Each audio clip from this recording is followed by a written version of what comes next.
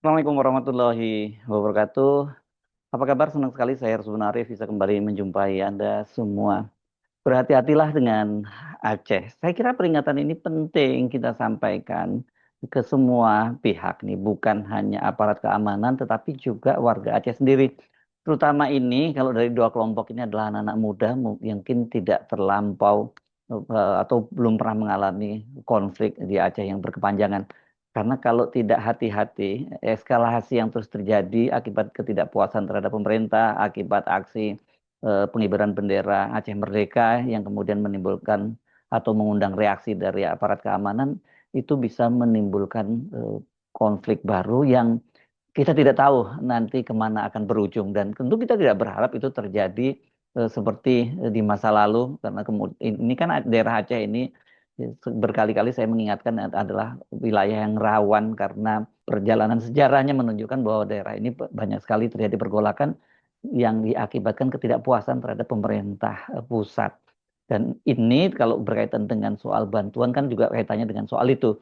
Jadi sekali lagi ini penting berhati-hati. Kenapa? Karena Kamis 25 Desember 2025 ini di wilayah Aceh Utara dan Kota Lok Sumawe itu ada konvoi warga yang membawa bantuan kemanusiaan justru berujung bentrok dengan aparat dari Tentara Nasional Indonesia TNI.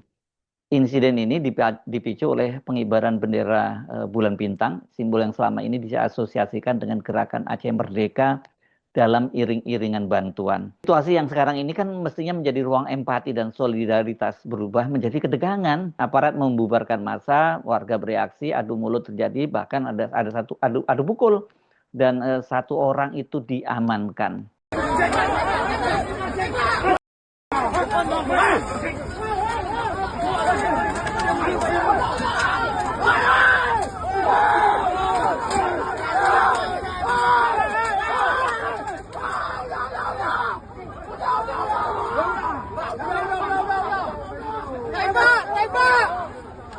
Peristiwa ini segera menimbulkan kekhawatiran yang sangat luas, bukan hanya karena terjadi di tengah bencana, tetapi karena ini menyentuh simpul paling sensitif dalam sejarah Aceh. Relasi antara simbol keamanan dan trauma konflik bersenjata dan juga ketidakpuasan terhadap pemerintahan pusat. Pertanyaannya bukan lagi sekedar siapa salah dan siapa benar. Yang jauh lebih penting adalah bagaimana negara dan masyarakat membaca peristiwa ini secara jernih. Ini agar bentrokan kemanusiaan tadi tidak berkembang menjadi persoalan politik identitas yang berisiko menggerus perdamaian Aceh pasca Helsinki. Bagaimana kronologinya? Ini kalau menurut keterangan resmi dari TNI, itu sekelompok warga mulai berkumpul di Desa Monasah, Kecamatan Muara II, Kota Lok Sumawi, sekitar pukul 10 waktu Indonesia bagian Barat. Mereka membawa bendera bulan bintang yang dipasang pada kayu, kemudian mengibarkannya dan meneriakkan kata merdeka saat pengguna jalan melintas. Nah, Kepala Penerangan Kodam Iskandar Muda, Kolonel Infanteri Tengku Mustafa Kamal, menyebut bahwa aparat memandang aksi tersebut berpotensi menimbulkan gangguan ketertiban dan keresahan publik. Aparat TNI bersama Polri kemudian mendatangi lokasi dan memberikan imbauan agar massa menghentikan aksi serta menyerahkan bendera. Namun imbauan itu ditolak. Dalam kerangka tugas keamanan, aparat lalu melakukan pembubaran dan mengamankan bendera bulan bintang. Pada tahap pemeriksaan terjadi adu mulut antara petugas dan warga. TNI menyatakan satu orang diamankan karena diduga membawa senjata api. Tapi versi lain ini yang banyak beredar juga di media sosial disebutkan bahwa ini terjadi ketika ada iring-iringan warga yang membawa konvoi warga yang membawa bantuan ke arah Aceh Tamiang. Nah, tapi di jalan mereka dihadang oleh aparat keamanan karena mereka mengibarkan bendera Gerakan Aceh Merdeka. Jadi pangkal mulanya itu apakah itu peristiwanya mereka sedang berkumpul bersama atau ini konvoi, tapi yang jelas yang jadi titik sengketa itu adalah soal pengibaran bendera Gerakan Aceh Merdeka.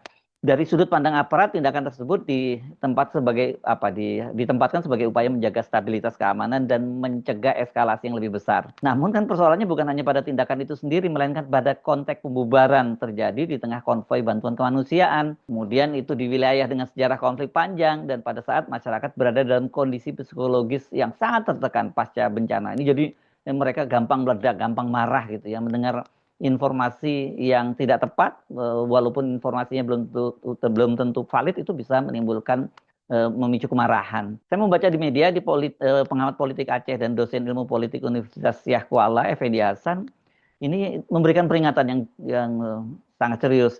Dia menilai bahwa penyaluran bantuan kemanusiaan seharusnya ditempatkan sebagai ruang netral dari ketegangan simbolik maupun kecurigaan politik. Saya kira ini posisinya netral ya, karena memang dalam situasi begini kita jangan melihatnya dari satu pihak saja.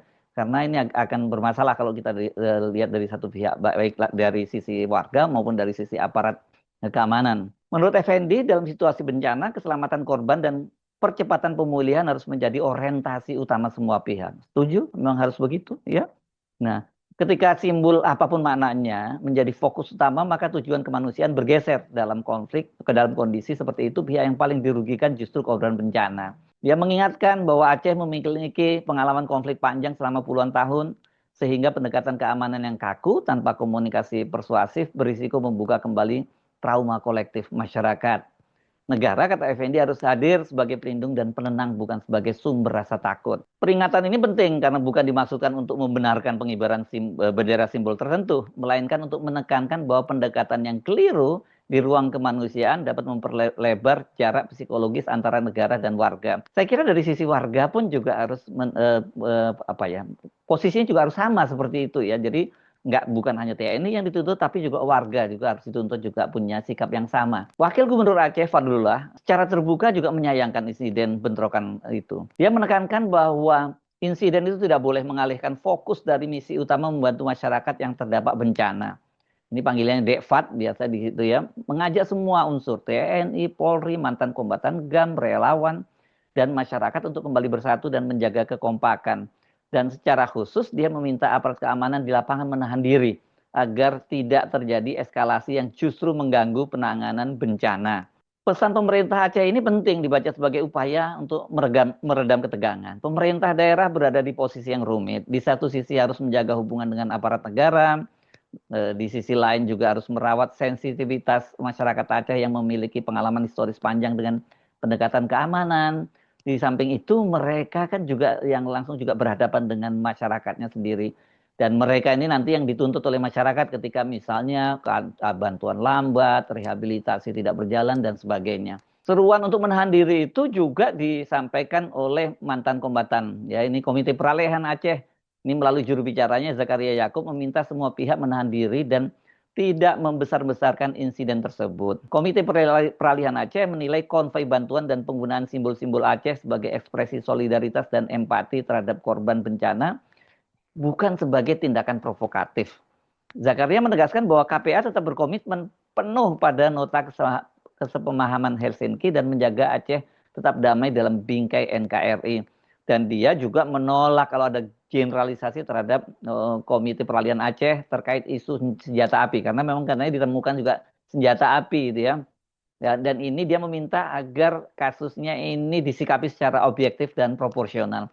Kita tahu ya, walaupun ada penyerahan senjata pada waktu pasca perjanjian Helsinki, dan kemudian di waktu itu dimusnahkan dan digergaji senjata-senjata itu, tapi pasti masih banyak lah senjata-senjata yang mungkin terlewat atau memang sengaja tidak diserahkan dan sebagainya. Tapi isu itu, nah ini sepakat saya, Zakaria Yakub menyatakan untuk tidak dibesar-besarkan. Ya harus ditangani dengan cara yang lebih bijak begitu melihat ini. Tentu potensi ancaman juga harus dinetralkan ya, tidak boleh diabaikan begitu saja. Tapi yang jelas tadi dia menyatakan bahwa satu insiden kata Zakaria itu jangan cepat digeneralisasi dan kemudian berujung pada stigmatisasi terhadap mantan kombatan. Ini sesuatu yang sangat berbahaya bagi keberlanjutan perdamaian. Mengapa hal-hal yang kecil kalau di Aceh itu bisa berdampak besar? Sekali lagi Aceh ini adalah wilayah dengan memori konflik yang sangat panjang. Setidaknya ada 2 peristiwa daerah ini pernah mengalami pemberontakan DITI pada tahun 1950-an di bawah Tengku Daud Bereh, dan kemudian konflik bersenjata Gerakan Aceh Merdeka yang berlangsung hampir 3 dekade. Dan kemudian berakhir lewat perjanjian damai Helsinki pada tahun 2005. Jadi sekarang sudah 2 dekade. Sejarah panjang ini membentuk sensitivitas kolektif masyarakat Aceh. Simbol tindakan aparat dan respon negara tidak pernah berdiri di situasi yang ruang hampa. Dalam situasi bencana, ketika bantuan dirasa lambat dan tidak merata, ekspresi kekecewaan dapat muncul dalam bentuk yang emosional. Jika tidak dikelola dengan pendekatan humanis, situasi ini bisa dengan cepat berubah menjadi krisis kepercayaan. Karena itulah saya menyatakan berhati-hatilah dengan Aceh. Peristiwa bentrokan 25 Desember 2025 ini harus menjadi peringatan serius bagi semua pihak.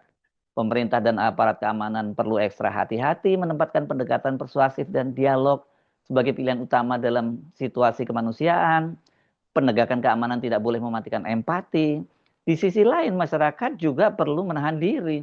Kekecewaan terhadap lambatnya bantuan tidak seharusnya diekspresikan melalui simbol yang berpotensi ditafsirkan sebagai dorongan separatis. Kalau cuman mengibarkan bendera putih seperti banyak di beberapa daerah itu kan itu boleh dilihat itu sebagai satire lah ya begitu. Yang itu pun juga nendang kok dampaknya ya. Itu kenapa? Karena menunjukkan betapa marga di sana sudah dalam kondisi yang sudah tidak bisa berbuat apa-apa. Tapi kalau kemudian membawa-bawa simbol bendera Gerakan Aceh Merdeka itu ya agak sulit tidak mengkait-kaitkan dengan bagaimana proses konflik bersenjata panjang antara Gerakan Aceh Merdeka dengan pemerintah. Jadi kalau kemudian ini simbol kemarahan, simbol kekecewaan gitu, dan kemudian diekspresikan seperti itu, tapi kemudian dari aparat keamanan kemudian ditafsirkan sebagai dorongan separatis, ya ini justru dapat mengaburkan pesan kemanusiaan dan memicu reaksi keras gitu dari aparat ya. Aceh itu telah membayar harga yang sangat mahal untuk perdamaian. Jangan sampai satu insiden di tengah bencana jika salah ditangani merusak bangunan damai yang dibangun dengan susah payah pasca Helsinki. Saya kan sebelumnya juga pernah menyatakan jangan sampai terjadi damai di Aceh yang sekarang dinikmati oleh warga Aceh selama 2 dekade terakhir ini, yang itu dalam tanda petik saya tidak ingin mengabaikan betapa merusaknya dan membuat penderitaan yang panjang buat warga Aceh berkaitan dengan tsunami itu. Tetapi tsunami itulah yang kemudian seperti blessing in disguise ya, sebagai berkah tersembunyi yang kemudian memaksa Gerakan Aceh Merdeka dan kemudian pemerintah Indonesia itu melakukan perjanjian damai. Jangan sampai kemudian 2 dekade kemudian, ini konfliknya 3 dekade, damai dalam 2 dekade, karena dia dipicu oleh bencana ini kemudian menimbulkan gerakan berontakan yang baru lagi, gerakan separatisme yang baru lagi. Yang rugi itu jelas kita sendiri secara luas bangsa Indonesia dan dalam skala yang lebih sempit adalah rakyat Aceh. Please sekali lagi berhati-hatilah dengan Aceh. Tolong kalau anak-anak muda misalnya dari kalangan TNI maupun dari kalangan anak-anak Aceh yang generasi baru yang dia lahir pasca perjanjian Helsinki yang mungkin tidak mengalami situasi yang pahit pada saat konflik bersenjata di Aceh, belajarlah dari sejarah, bertanyalah pada mereka yang lebih senior. Jangan gampang terprovokasi dalam situasi yang semacam ini. TNI-nya juga begitu, anak-anak muda yang mungkin baru bergabung di TNI pasca perjanjian Helsinki, cukup sudah ya, saya kira jangan sampai terulang lagi kemudian harus dikirim ke medan konflik di Aceh dan kemudian kita saling bunuh antar sesama anak bangsa. Saya Suno Arif, sampai jumpa lagi. Wassalamualaikum warahmatullahi wabarakatuh.